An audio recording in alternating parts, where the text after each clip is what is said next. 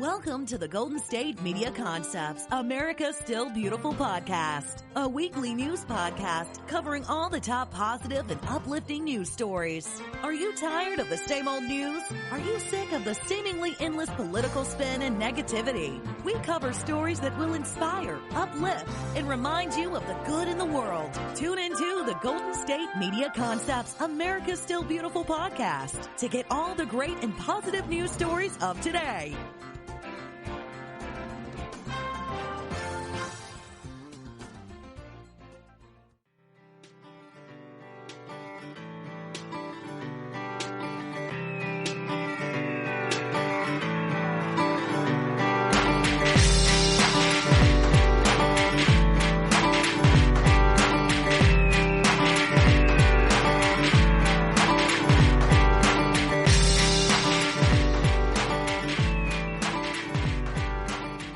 Welcome to GSMC, America's Still Beautiful podcast, brought to you by the GSMC Podcast Network. I am your host, Alyssa Jo. Hello. Happy Monday. I hope you're having a wonderful day so far. I hope you've had a wonderful weekend and you're going to have a wonderful week. I'm here to bring you more positive, feel-good stories to hopefully brighten up your day on this Monday. I have lots of good ones, so let's just jump right into it. I thought I would start off with a cool story about a principal from Texas. He traveled 1,500 miles to honor each of his graduating seniors. As we know, the coronavirus outbreaks have stopped many different celebrations, and that including a lot of graduations for a lot of people.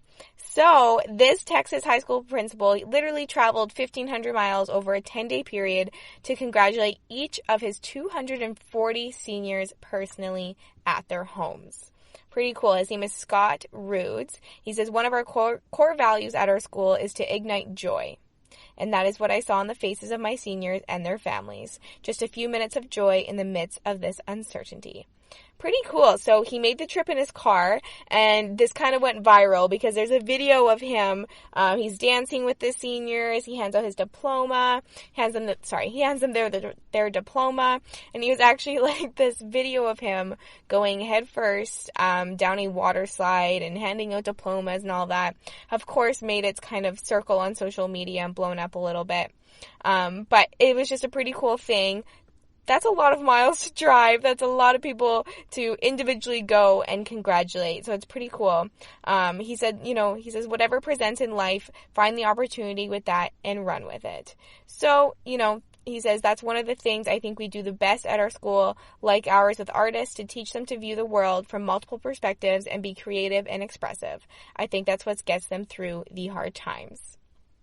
So I just thought that was a cute little message from a high school principal.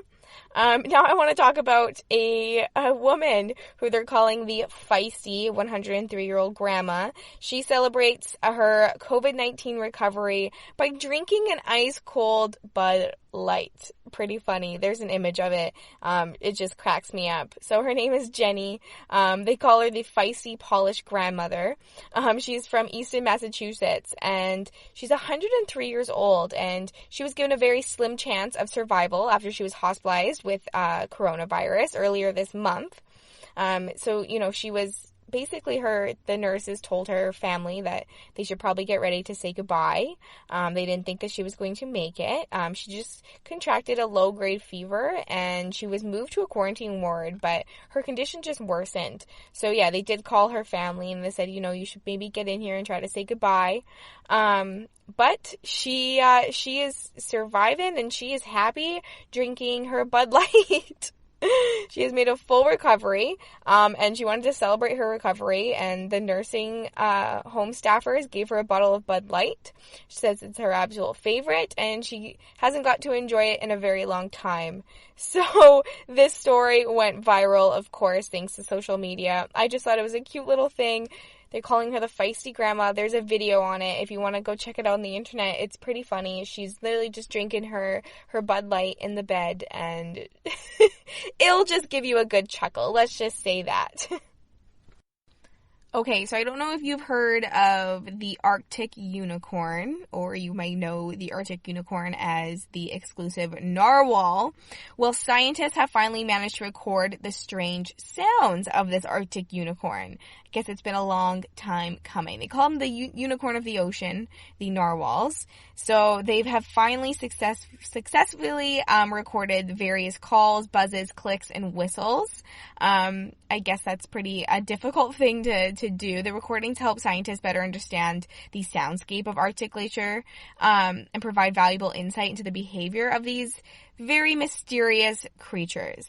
So narwhals are difficult to study because they are notoriously shy and they're skittish, and they spend most of their time in the deep, freezing Arctic Ocean. So kind of difficult to to learn about them, right? So they tend to, they do summer in glacious fjords around Greenland and Canada, but scientists often have trouble getting close enough to study them.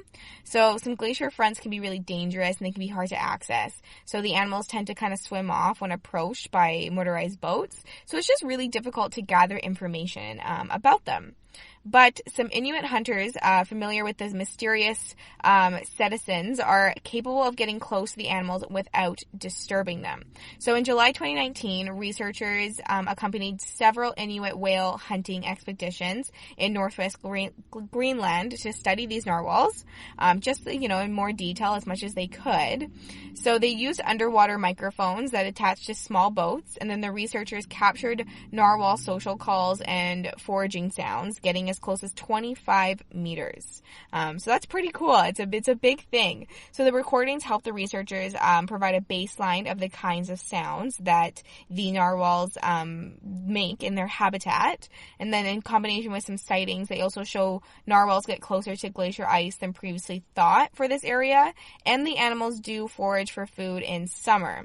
So the researchers' findings were just published in the Journal of Geophysical Research, Oceans. So they say their world is the soundscape of the glacial fjord. There are many questions we can answer by listening to glacial fjords in general.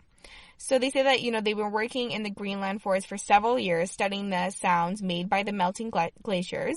But coincidentally, a population of narwhals, summers in the forest they were just studying, they saw an opportunity to study these creatures. He says, I realized working in the area and not paying attention to the elephant in the room, the key endemic legendary Arctic unicorn just flowing around our glacier, was a big mistake. So they tagged along on several Inuit hunting expeditions, and they were able to, they placed the microphones underwater and they recorded the baseline sounds of basically everything. So they captured several different types of sounds made by the narwhals, their social calls, their whistles, their clicks that are used for echolocation, the biological sonar used by dolphins, bats, some whales, and other animals to navigate and find food. But yeah, the closer narwhals get to their food, the faster they click. And then until the noise becomes a buzz, it's kind of like a chainsaw. So this terminal buzz helps the narwhals pinpoint the location of their prey. I find all this stuff so interesting, the things of underwater animals, but I guess if you approach and target these fish, you better know precisely where they are, because you need to gather this information more frequently. So you have to kind of gather it really, really quickly. But few studies have documented narwhals feeding in the summertime because the microphones picked up a terminal buzz, which is a sound associated with finding food. And then this study provides further evidence that narwhals do forage in the summer. So this was just kind of like a conclusion, kind of more information. It's just something that they don't get to do very often. So surprisingly, the researchers found narwhals come roughly within 1 kilometer of a glacier calving front, despite the fact that these areas are some of the noisiest places in the ocean, and caving icebergs can be really dangerous, but I guess they get pretty close and personal. So they say that there's so much cracking due to ice fracturing and bubbles melting out. It's like a fizzy drink underwater. That's the way they described it. Seems we are dealing with animals living in one of the most noisy environments, having much more trouble with that. So there you go. Some information about the unicorn of the ocean, in case you were ever curious about that. Oh, right. It's time for a little bit of a break, but don't go anywhere. When we get back, I do have some pretty cool stories, a lot of scientific discoveries today, actually, as well as a story about a 15-year-old girl who is being hailed as a hero, a lion-hearted hero to be exact. She cycled 750 miles with her injured father on her bike. It's a really incredible, inspiring story. You're not going to want to miss it. But like I said, I also have so many scientific stories to share with you and some cool stories about some animals. So stay tuned. I will be right back. The GSMC Life and Happiness podcast takes you on a journey of exploration. We'll discuss tried and true methods alongside the latest trends of how to best live your life to its fullest and happiest. From psychology to meditation, science to self-help books, the GSMC Life and Happiness podcast will help you to discover what makes you happy and how you can live life being the best you possible. Download the GSMC Life and Happiness podcast on iTunes, Stitcher, SoundCloud, Google Play, or anywhere you find podcasts. Just type GSMC in the search bar.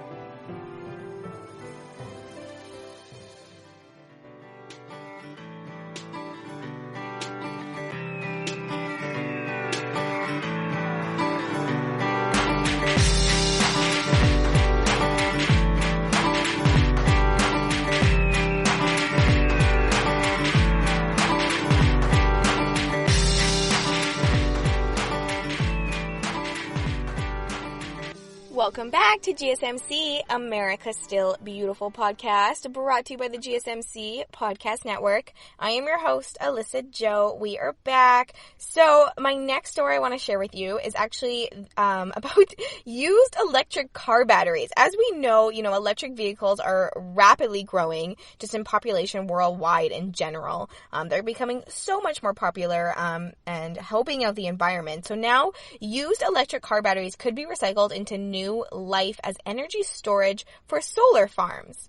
So this is a new study that was just released, but it basically shows that these batteries could still have a useful and profitable second life as backup storage for grid-scale solar photovoltaic installations where they can perform for more than a decade in this less demanding of a role. So basically, this study that came out, it was carried out by 6 current and former MIT researchers, including Ian Matthews, a professor of medical engineering, Antonio Bossani, who is head of the Photovoltaics Research Laboratory. But as a test case, these researchers examined in detail a hypothetical grid-scale solar farm in California. They studied the economics for basically several different scenarios. So building a 2.5 megawatt solar farm alone, building the same array along with a new lithium-ion battery storage system, and building it with a battery array made of repurposed EV batteries that had declined to 80% of their original capacity. So basically the point which they would be considered too weak for continued vehicle use. So they found that the new battery installation would not provide a reasonable net return on investment, but that a properly managed system of used EV batteries could be a good, profitable investment as long as the batteries cost less than 60% of their original price. So this process kind of sounds weird, I think, but basically occasionally they've been implemented in smaller scale projects, but expanding that grid scale is not simple. So they say that there's many issues on a technical level. How do you screen batteries when you take them out of the car to make sure they're good enough to reuse? How do you pack together batteries from different cars in a way that you know that they'll work well together? And you won't have one's batteries that's much more poor than the others and will drain the performance of the system down. So there's all these different factors to it, right? So on the economic side, he says that there's also a lot of questions, like, are we sure that there's enough value left in these batteries to justify the cost of taking them from cars, collecting them, checking them over, repackaging them into a new application? There's just a lot that you would have to do, right? So this study used a semi-empirical model of battery degradation, basically trained using measured data to predict capacity fade in these lithium-ion batteries under different operating conditions. And they found that the batteries could achieve maximum lifetimes and values by operating under relatively gentle charging and discharging cycles, never going above 65% of full charge or below 15%. And then this finding challenges some earlier assumptions that running the batteries at maximum capacity initially would provide the most value. So he says, I've talked to people who've said that the best thing to do is just to work your battery really hard and front load all of your revenue. When we looked at that, it just didn't make sense at all. It was clear from the analysis that maximizing the lifetime of the batteries would provide the best returns. So now this kind of question is how long will they last for? What's really the use out of these? So I guess the one unknown factor is just how long the batteries actually will operate usefully in the second application. So the study made a conservation assumption that the batteries would be retired from their solar farm backup service after they declined down to 70% of their rated capacity from their initial 80%. So that's the point where they are retired from EV use. But basically continuing to operate down to 60% of capacity or even lower might prove to be safe and worthwhile, they say. So longer term pilot studies will be required to determine exactly the length and time, but many electric vehicle manufacturers are already beginning to do such of these pilot studies. So there's a whole area of research in itself of just doing that, because the typical battery has multiple degradation pathways. So trying to figure out what happens when you move into this more kind of rapid degradation phase, it's an active area of research. So as part of the degradation is determined by the way that the batteries are controlled. So you might actually adapt your control over the lifetime of the project just to really push that out as far as possible. So there is more research that is definitely going to be coming, but they are saying they're going to be able to repurpose these batteries to the best of their ability for so many different things. So the recent report shows that a demand for backup storage for renewable energy products grows between now and 2030. Then second use EV batteries could potentially meet half of that demand. So that's a lot. They say that the point that I made in the paper was that technically, economically, this could work. There's a lot of stakeholders who would need to be involved in this. You need to have your EV manufacturer, your lithium-ion battery manufacturer, your solar project developer, and power electronic guys.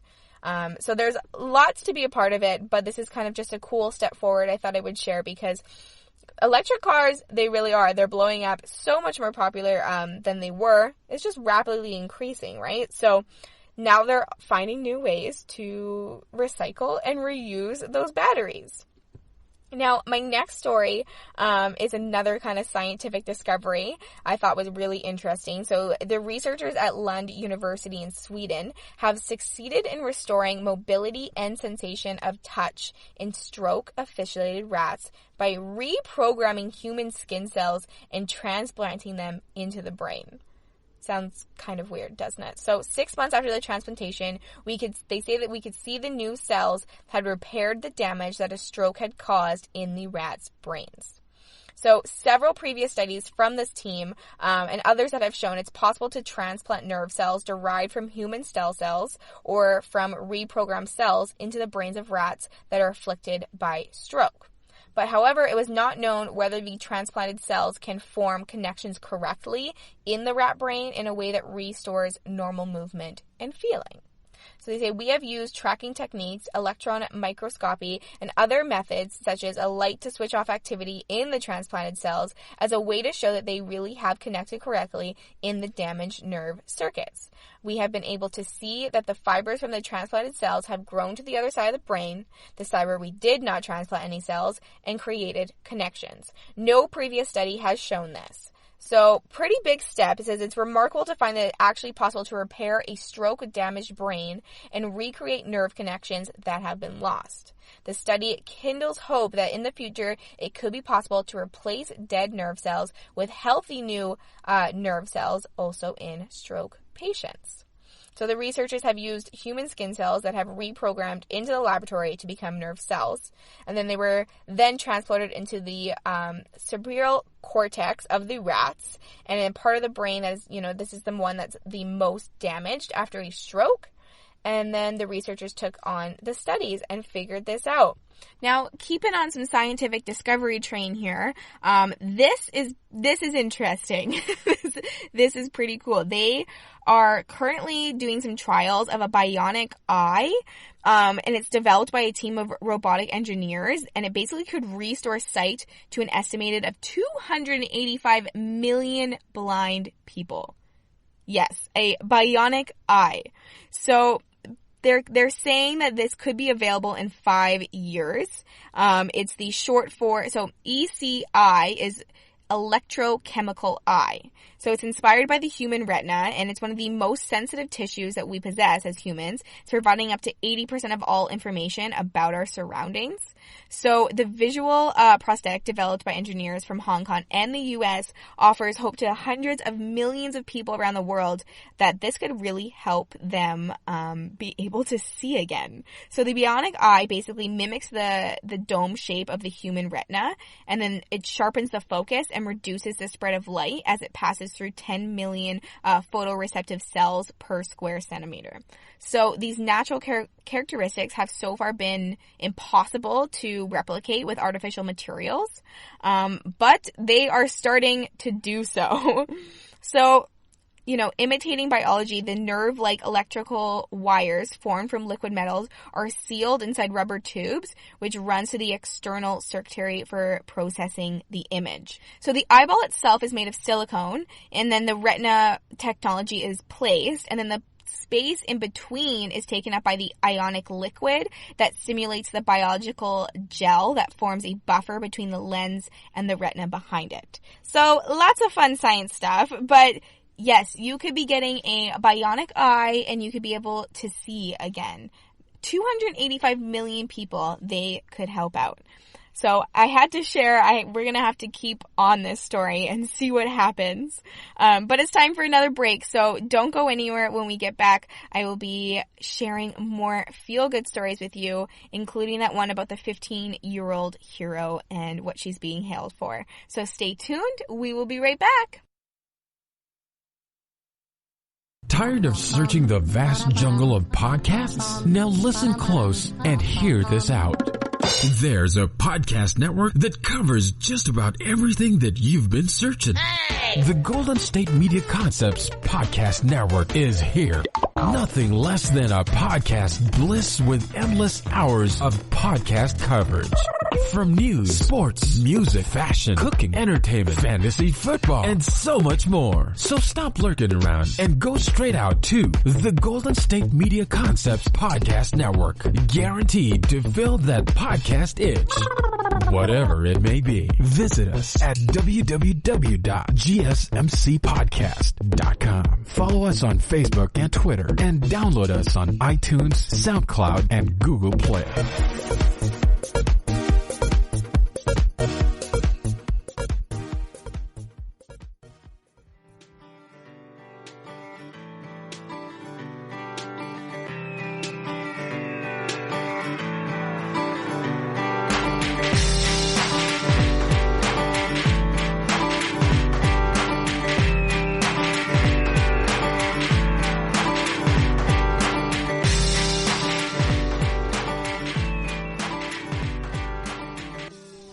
Welcome back to GSMC, America's Still Beautiful podcast. All right, so I have been talking about this story about a 15-year-old girl who is being hailed as a hero.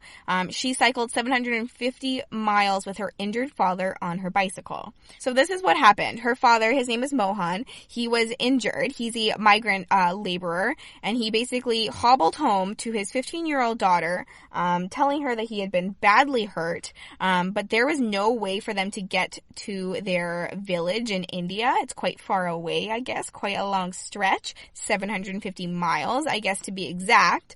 So basically, him and his daughter, her name is Jyoti, and they did the 750-mile journey, basically from their former apartment on the outskirts of New Delhi all the way to their home village. So this is literally, they purchased this bicycle that they rode on with their last $20, and she pedaled as her father rode on the seat with his heavy bag and everything, 750 miles. With their bicycle they bought with the last $20.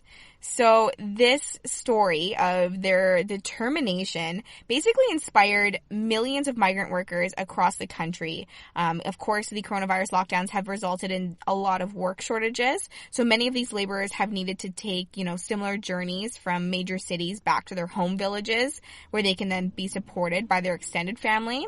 But financial and logistical problems have left them, stranded and kind of wondering what's next. So things have been going really well, I guess, for Jyoti and her father Mohan. In January, he was involved in a traffic accident while working as a rickshaw driver, and she actually had dropped out of school a year earlier because of the family's financial problems. So they decided to make the trip to Delhi to care for her injured father at the time. And then when the lockdown hit, she was unable to earn a living, so their landlord cut off their electricity and threatened to kick them out of their apartment. So this is kind of when she suggested that they head back to their home village. So this was her idea, to go back to the village, but Mohan says, I said, look, daughter, it's not 4 or 5 kilometers that will drag me from here. It's 12 to 1,300 kilometers. How will we go? So that's what they did. They got that bicycle with the last $20 and they purchased it, and literally she got him there safe and sound. I guess the trip, of course, was not glamorous. She says they found themselves without anything to eat. They slept at gas stations, and they often relied on generosity of strangers to kind of get by this time. So yeah, they traveled nearly 100 miles per day. And then on borrowed cell phones, I guess, she would reassure her mother, don't worry, I'll get Papa home good. And they just kept updating their mother and got him to the village. So now she's being dubbed as Jyoti, the lion-hearted teenage girl. She's only 15 years old. That is, first of all, a long ways to travel. But that is, bicycling with your father on the back. That can't be easy. That would be a long trek for 750 miles. So I just had to share that story. I thought it was a pretty cool, unique one.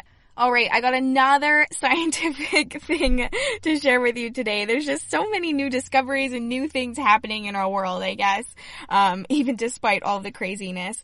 But there is the first ever hybrid floating ocean platform, and it can generate power from waves, wind, and solar. Pretty cool. So as we know, most, renewable energy technology can produce electricity from the sun rays, from forces of wind, and the power of waves. So people are quite surprised why this platform wasn't made a long time ago.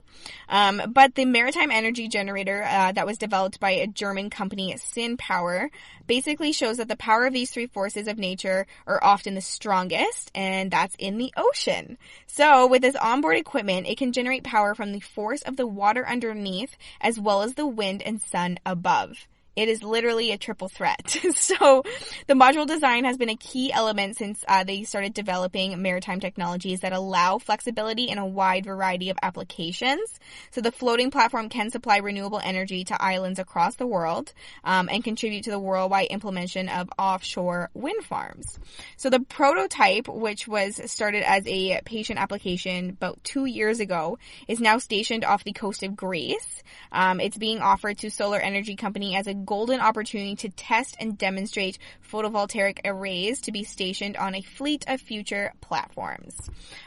So, it's quite often that the case with new energy solutions that the design is lightweight, scalable, durable, and easy to repair.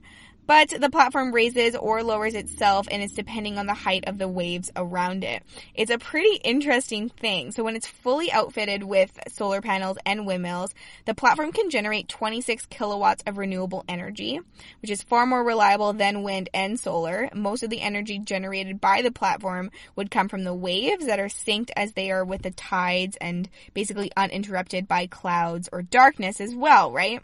So the many island communities across the world rely on portable energy sources like diesel generators or cheap coal power plants, like on the island of Indonesia, where these locals have forced developed bamboo-powered bioelectric power stations to get energy to small hamlets. So offshore sources like this creation that they have could offer another way to get electricity to island communities. So just another step forward in some renewable energy sources all over our world. Now, I want to share a story about a 13-year-old boy who just graduated from college with 4 associate's degrees. Yes, you heard that. 13-year-old boy, his name is Jack Rico, and he says that he loves video games and he loves petty arguments with his older sister. He's only 13 years old, but He graduated from Fullerton College in California just this past weekend. He is the youngest student to achieve that feat in the school's 107-year-old history. So I guess majoring in one study at 13 years old was just not enough for him. He earned associate's degree in history, human expression, social behavior, and social science, while all maintaining a 4.0 GPA. How crazy is that? He says, I just love learning new stuff. I love knowing more about the world and all the different things that we could study. So this community college has about 21,000 other students from, various different backgrounds, various different, ways of life. But the college president, Greg Schultz, says that Jack cannot help but stand out because it's not very often you would see someone this young of age, getting this many degrees, right? So, it's just not typical for such a young student to take these classes. So I guess Jack was pretty well known on the, college campus. They say that Jack is wise beyond his years, and I'm so pleased that he found a home and place to excel at Fullerton College. So, yes, 13 years old, 4 different degrees. He says that the secret to his success with these degrees is good old time management and listening to your instructors. So, wise words from the 13-year-old Jack. But his mother, her name is Rue, and she says that she knew her son was special ever since he was a younger boy. When Jack was just about to turn 4, she asked him what he wanted for his birthday. So a week later, he walked up to his mother and said quite the response. He said, he didn't want to, they said that they could go on a trip, they could do anything, and, he didn't want to do Disneyland, he didn't want to do anything like that. He said he wanted to see the White House, because he had memorized all of the presidents, but now he was memorizing the vice presidents, and so he wanted to go because he memorized all of them. How crazy is that? He did say he was quite disappointed that, with his graduation being canceled due to the coronavirus, it kind of sucks, being 13, getting 4 degrees, not able to have your graduation. I can only imagine. But, he was just sad and disappointed. So him and his friends, his family and friends decided to celebrate by holding a drive-by graduation parade. And yeah, he says that his next step is actually to continue studying history at the University of Nevada in Las Vegas, and he received a full ride scholarship to that university. He says, I'm 13 right now, so I don't really have the whole life thing figured out. I'm still trying to explore my interest and learn what I want to do in life. Fair enough, Jack. You have a lot of time to figure that out. All right, that is all of the feel-good, positive stories I have to share with you today. Thank you so much for joining me on GSMC, America's Still Beautiful podcast, brought to you by the GSMC Podcast Network. I am your host, Alyssa Jo. I appreciate you being here. Thank you so much for listening. Please do not forget to hit that subscribe button to like and follow us on social media and leave a 5-star review. It is always greatly appreciated, and I look forward to next time. Thank you.